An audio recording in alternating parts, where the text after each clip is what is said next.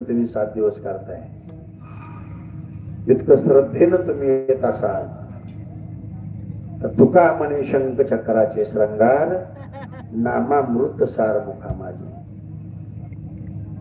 बाळूमामाचं नामचिंतन करत असताना करता तेव्हा काही मागू नका, काही मागू नका, पण तुम्हाला दिल्याशिवाय राहणार एक पुरावा सांगतो. शेवा समाप्त, बरोबर आहे.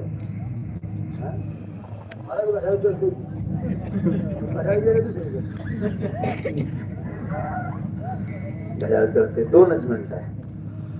बोलबन कणकईत तुकोबाराच्या आई वडिलांचं नाव आहे. 7 पिढ्या परमार्थ केला. ऐकायला वाटतंय माळ घातली का मला माहिती द्यावं.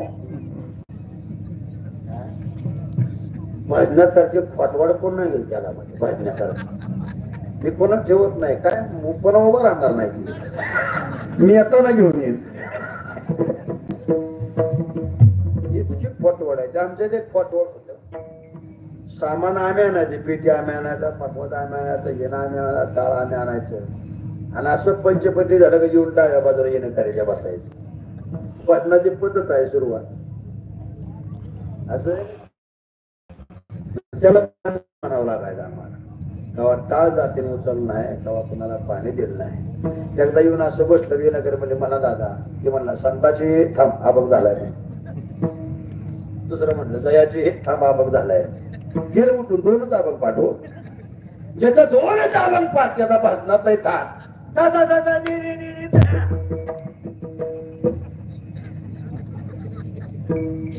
लगा येड्या महाग म्हणा येत तसं मंत्र तुझ्या पाया पडतो.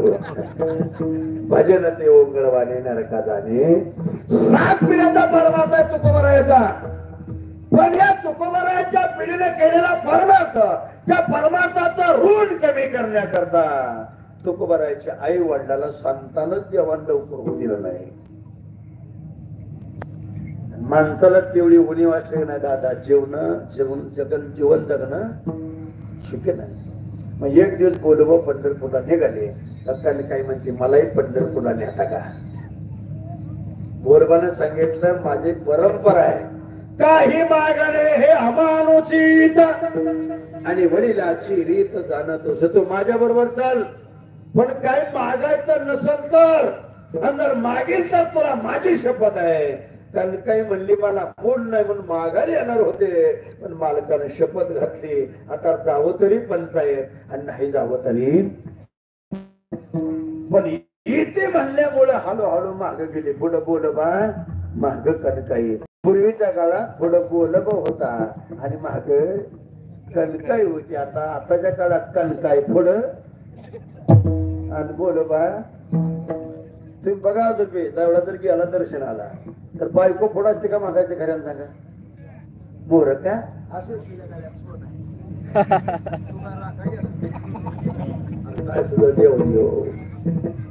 बोला पांडुरंगाचं दर्शन घेऊन गरुड खांबापाशी गेले तर माग कणकाई देवापाशी आली. पाया पडल्या नजर चुकीनं डोळ्यात पाणी आलं.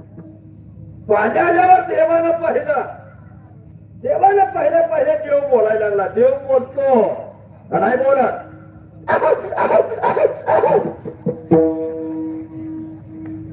पण त्याला बोलायला लावणारा पाहिजे.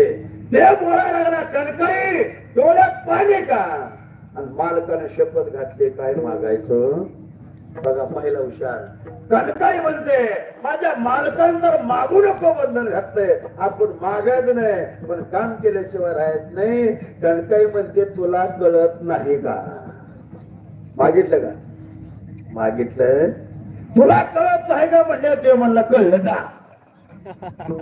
मागायची गरज नाही देवाला हो. आणि कणकाईचा चेहरा आला तोपर्यंत सुकलेला होता, पण आता कळतय ना म्हटल्या.